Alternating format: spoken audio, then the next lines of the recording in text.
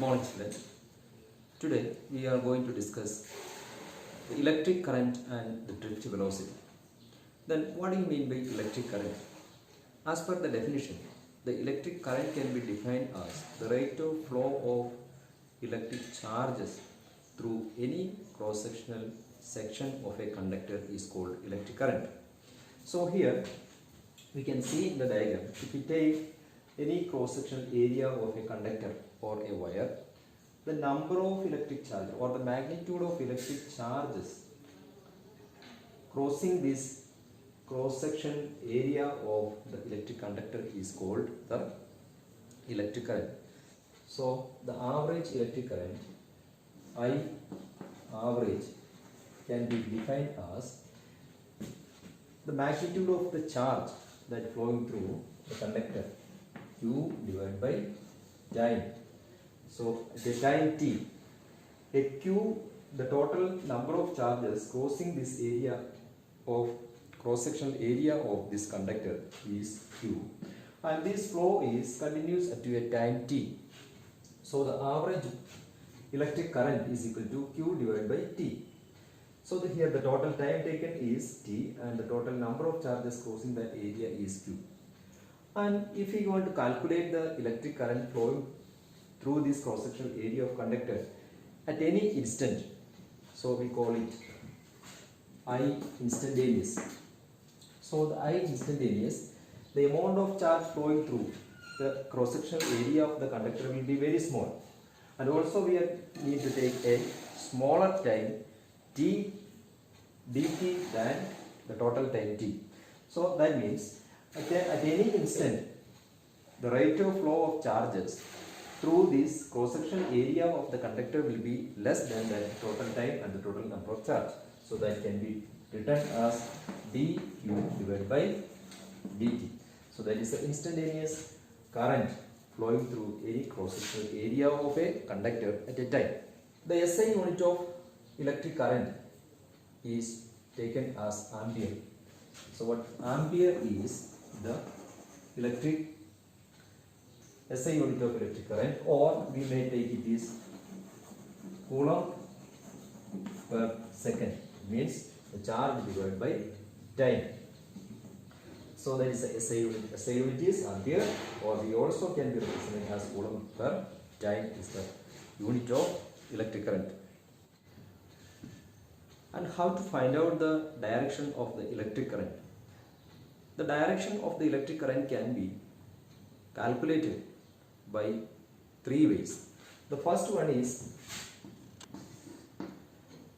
and as we already know that the electric current always flow from a higher potential to the lower potential. So the direction of the electric current can be calculated or considered from higher potential to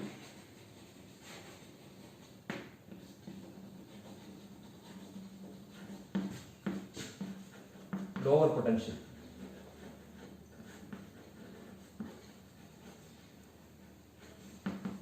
And the second method by which we can calculate or find out the direction of the electric current is the direction of the flow of positive charges also is the direction of electric current.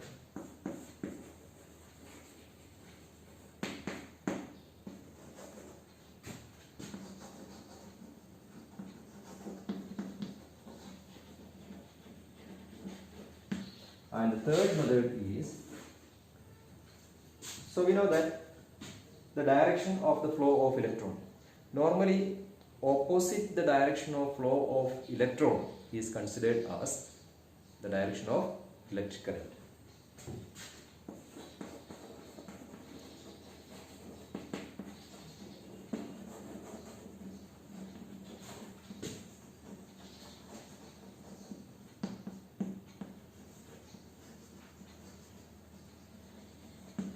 So these are the three ways by which we can find out the direction of flow of electric current. The flow of electric current through the different materials are different. They are not same. So if we talk about the different materials through which the electric current flows, so mainly we are considering three kinds of materials. They are solids, liquids and gases. How does the electric current flows to these three type of materials? So in solids, they are of three kinds of solids. Again, we are considering in solids they are conductors are there, and insulators are there, and semiconductors are there. So in conductors, electrons are the charge carriers. So these electrons are the charge carriers. So this flow of electrons are responsible for the flow of electric current through a conductor. And if we talk about the insulators, so there are no charge carriers. There are no free electrons in the insulators. Therefore, there is no flow of electric current in insulators. But in semiconductors, free electrons and holes are the current or charge carriers in the solids. So in three types of materials, conductors, insulators and semiconductors, three different materials are responsible for the flow of electric current. In conductors, free electrons; insulators, there are no charge carriers; in semiconductors, free electrons and holes are responsible for the electric flow of electric current. When we talk about the liquids, so in liquids, so normally there are no charge carriers in liquids. But if we add a little salt in these liquids, so this salt can be break down into positive and negative ions. So these positive and negative ions in the liquids can act as a charge carriers. Then there will be a flow of electric current in liquids. So then addition of salt can be improve the flow of electric current in liquid. But in gases normally there are no charge carriers. But if an electric field is applied in gases at high voltage, then there will be free electrons. That free electrons can carry the electric current in gases.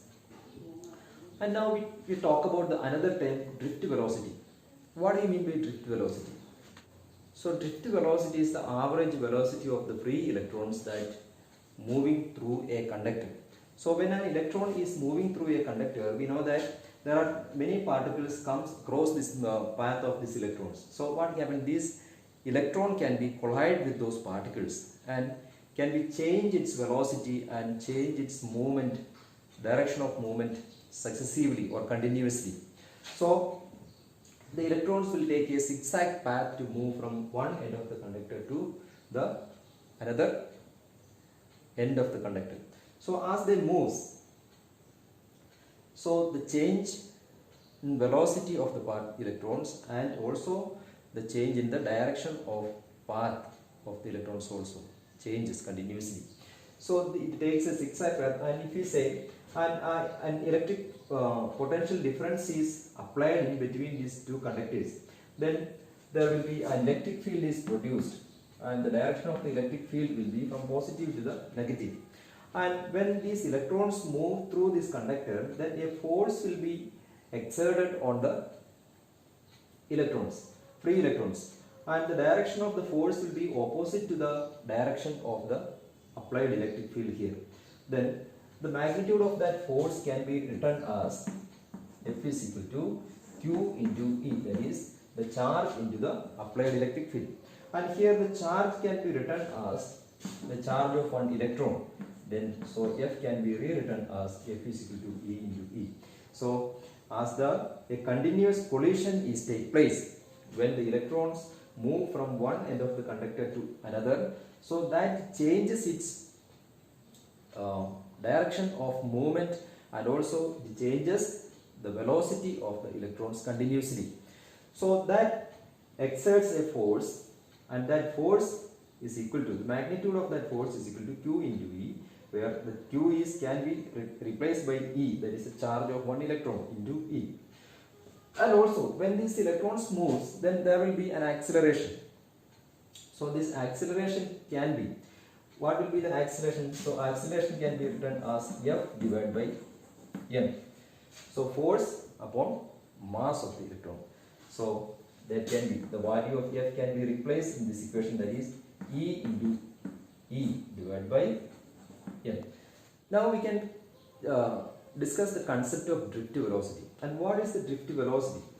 So when this continuously the electron changes its direction of motion and its velocity, then we cannot take a particular velocity. I mean, every time the velocity changes and the direction of motion also changes, so we can calculate the movement of the electron. The velocity of the electron can be average. So that average velocity is known as drift velocity, which is represented by Vd. And also we have seen that the acceleration here. So here acceleration also the electron, when an electron spend a time between a collision, between the collision of the particles, that can be defined as the relaxation time. And this relaxation time can also be represented by the letter tau. So here the drift velocity and the relaxation time. So when it undergoes this continuous collision between the particles present in the conductor, so the time spent in between two successive collision is known as the relaxation time, which is represented by tau. So here, in order to calculate the acceleration in that case, we need to consider the initially the electron starts from the velocity of the electron is 0. When the electric potential is applied, then a force is exerted on the electrons, then the electrons start to move. So at the beginning, the acceleration can be taken as the change in the initial velocity and the final velocity divided by time. So here the final velocity is the drift velocity, that is Vd minus 0. Initial velocity is 0. Then it can be time is tau, that is the relaxation time between two successive collision. So A is equal to Vd minus 0 divided by tau. That can be written as Vd divided by tau. So we have got the value of acceleration Vd minus 0, that is Vd divided by tau. From this equation, we can calculate the value of Vd. So therefore, Vd can be written as Vd is equal to A into tau. Then what is the value of A? Value of A can be replaced in this equation, that is E divided by E into E divided by M into tau. So this is the expression for the drift velocity of the electron moving to a conductor. So the drift velocity depends upon the charge of electron and the electric field applied and the relaxation time, and also upon the mass of electrons. So the average relaxation time of an electron through a conductor, that is the 10 raised to minus 14 seconds. Okay, that is the average relaxation time of an electron in a conductor. And the average drift velocity of the electron in the rate of 10 raised to minus 4 meter per second is the average drift velocity of electrons in a conductor. So that's all about the electric current and the drift velocity of the